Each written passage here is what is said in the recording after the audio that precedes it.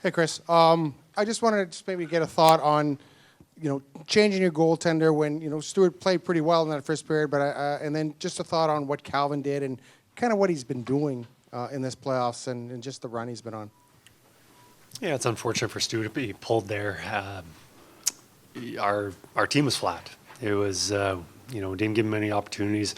And again, taking 3 penalties in the first period, 2 high stickings, which I'm hating. But unfortunate.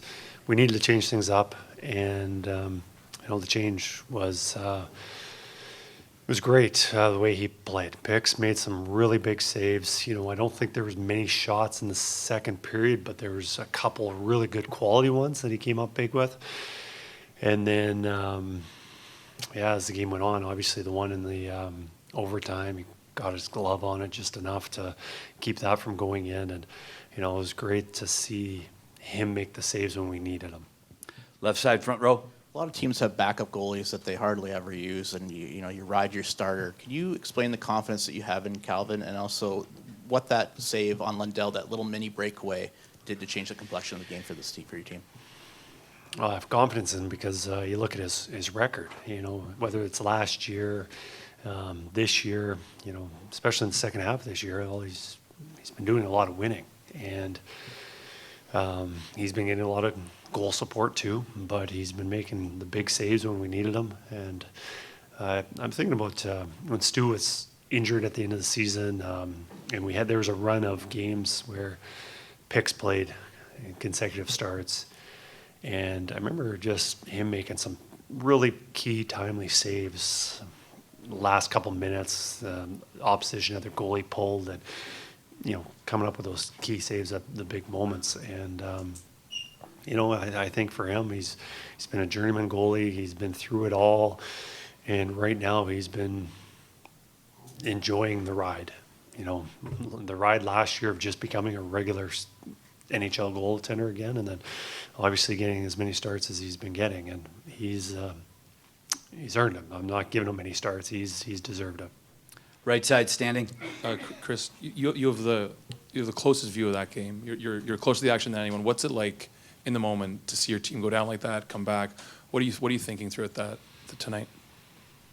Well, I knew we could come back. It's not easy to, but I know with the group that we have, we can do it. We just got to dig in and win a few more battles and play a little bit smarter. And the guys didn't quit, and we just needed something to turn it around. And that power play goal was it. And then we were just able to get a little confidence and some belief that we can do this. And after the way Game 3 went, and then the way the first period tonight went, a lot of teams probably don't find a way to rebound. But a lot of credit to these guys. Very proud of them. Loved the effort from them. Right side, third row.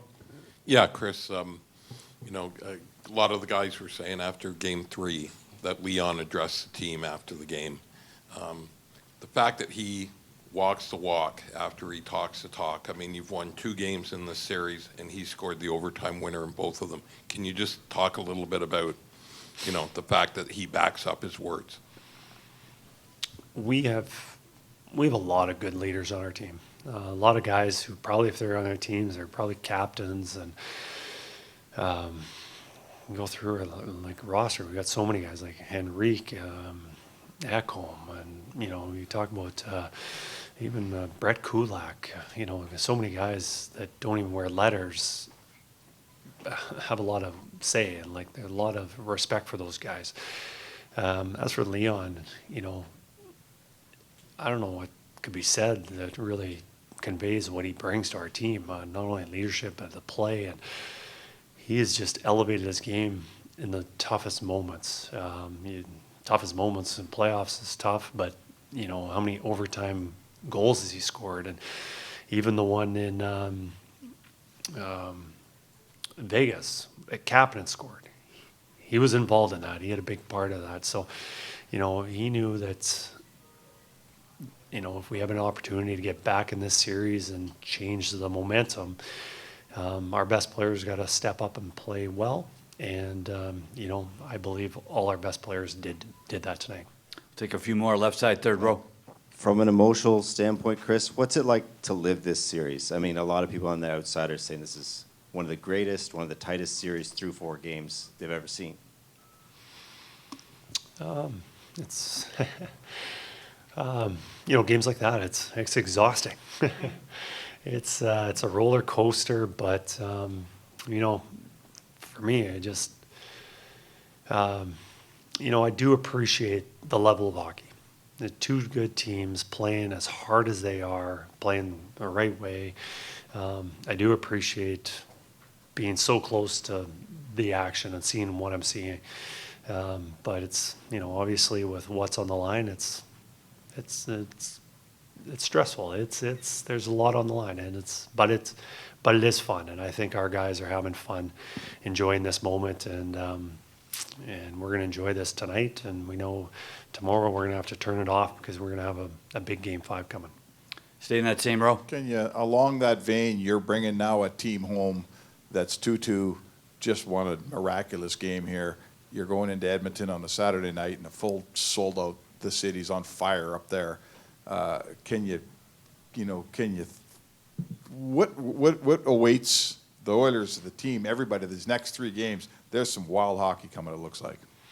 Yeah, I'm sure there's going to be some more exciting hockey. You look at these, you know, 3 of the 4 games have been nail biters. They've been exciting, back and forth. Either team could have won. And, you know, I don't think there's a better place to experience a hockey game or for a hockey game to be played than in Edmonton. You know, the atmosphere there with the fans, you know, the excitement in the building, but also around the city. You know, I think it's great, and I think it's well deserving that as exciting as this series has been, that it can be played in Edmonton. Chris, this is a players' league, and part of the art of coaching is sometimes stepping aside and letting the players do. Corey Perry's 7 years younger than you, and we were told that he spoke. And is that, you know, part of handling a team is recognizing, you know what, those guys have got to be the guys that have, you know, sit there and help recharge the group when they're sitting there down 3-0. I think all the guys pick their moments of talking, and you know, we don't have a guy that is always the guy stepping up and talking, and everyone takes their turns, whether it's Leon or Ekholm or obviously Corey Perry. He carries a lot of weight with all the experience he has and his age. A lot of guys, everyone has a lot of respect for him. Coaching staff has a lot of respect for him. So when those guys do speak and say their thoughts, you know, that everyone has a lot of respect for that, and it toes the line. Like, it's what else can you do? Because of what he says is a lot of meaning.